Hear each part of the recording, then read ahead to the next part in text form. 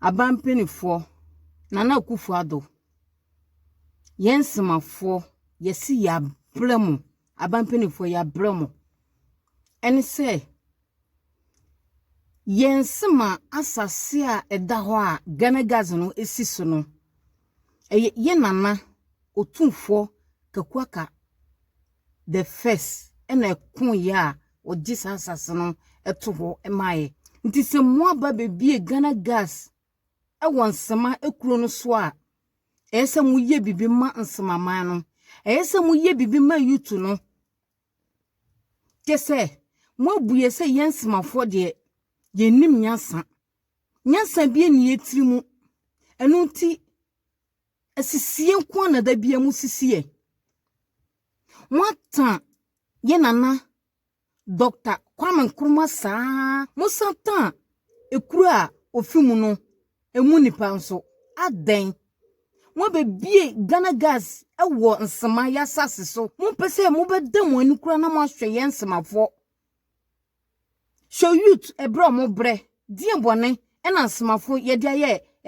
Ghana mpenifo die bone ena ye dia ye mo enu nti adwuma mo bie wo ho no muntumu emfa nsemafo ewo adwuma no mu tese monko ena mo pe ade ye adwuma no wo ya sase so de mo ndwene ye ho tinti na muye nipa bone sa Nana Akufo-Addo ye ka akire wo nsemafo youth ye se mo asantefo eni achimfo eni de aka ni nyina na mo se ye nsemafo ye wo baye na ye baye ye wo no ye mfa nsa bibio ye baye no ye di ye ade ye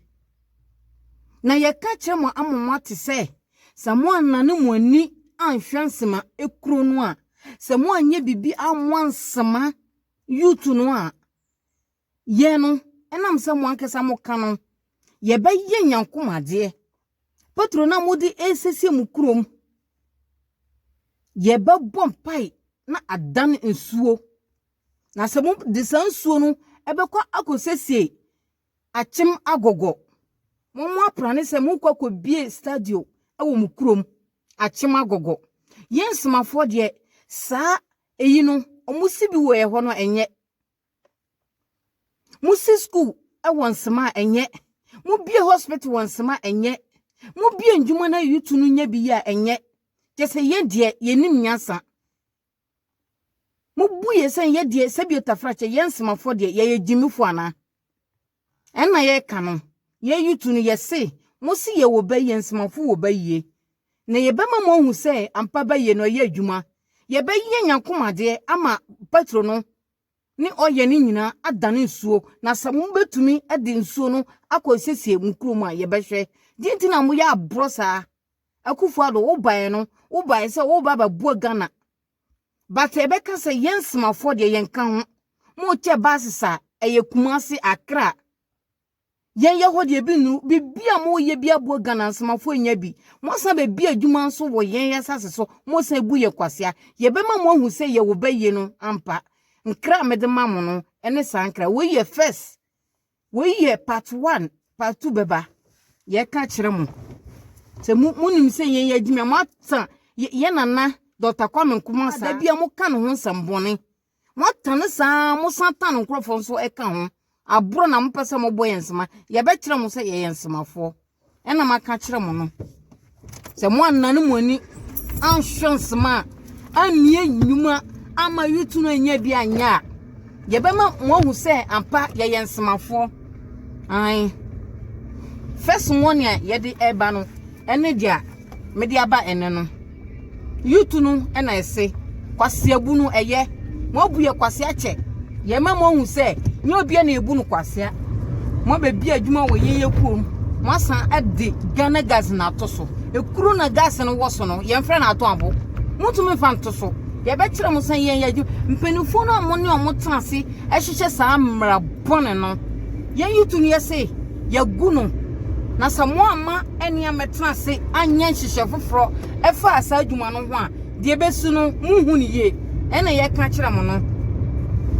mukoto a yese Ghana gas esi Accra na esi Kumasi eni smafo ya sase so eni kinkakwaka na sase a okon jeto wo no so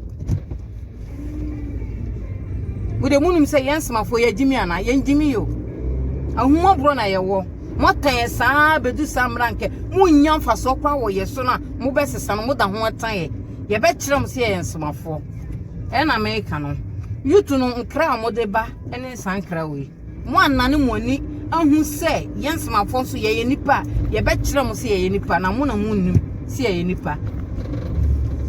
kwasiabu na da bia mpese mo de bunsemafo ade kwasiabu na mo de bunsemafo ade enam se ye kesenti munim se ye jimi ana ye jimi yo ye nim nyansa but kom ene yaye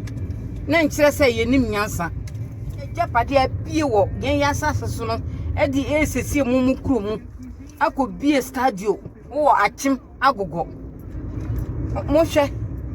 se sana nipa ni nipa etna wo yuase mu a. And this time I can assure you that we are going to get a football academy in Asante Achim North so that we can train the youth right from day 10 to just to create very good environment for them in the near future. The Agogo Wembley Sports Complex is being financed by Ghana Gas, and Esther Usubempa is communications director of the company. Of the Ghana Gas CEO and the management team, we thank everybody, especially the chiefs and people of Asante Achim, Nana Kwakusapon, Nana Frakumakusi Obuadum, and the entire Agogo Traditional Council for also their support, and the MC and the town folks as well. So we thank them, and I think that this project is going to help unearth a lot of talent for Asante Achim, and we hope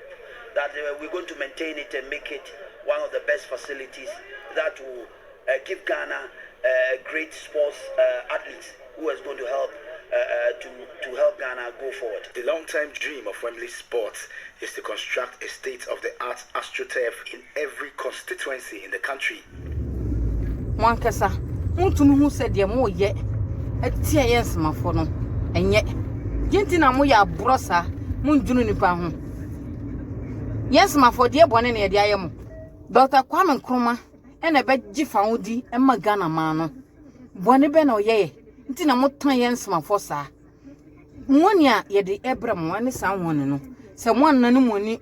amehwe nsemafo a de be ye no oye ni petro no se mu benya bim na mu de asesiem kromo ye behwe adwo bone wo mutirim Ghana mpanifo Nana Akufo-Addo nti de wo ye atiansmafo no wo hwa eye no kwanso nti kisi ye kesa na mo ahu se de mo ye akere no anya na atumo tiniema na mo ye akere yensmafo no na afo edie ya sore se mo annane moni anhwensema amia biandwuma schools amma ye smafo a ye beba mo hu se nokwa ye wo baye ne bi first nwoni a ye de ebrem no ene sa nwoni mu efi yutu no ho ena ye ka akire mo die bone ena ye de aye mo Akufo-Addo japade e wo yen yasase so no ono na mo de ba be sesie mu krom na ye momu a ye wo japade no die na mo ya maye next time eyemu nuaba Queen Elizabeth ena mo ateneka we ye part 1 part 2 beba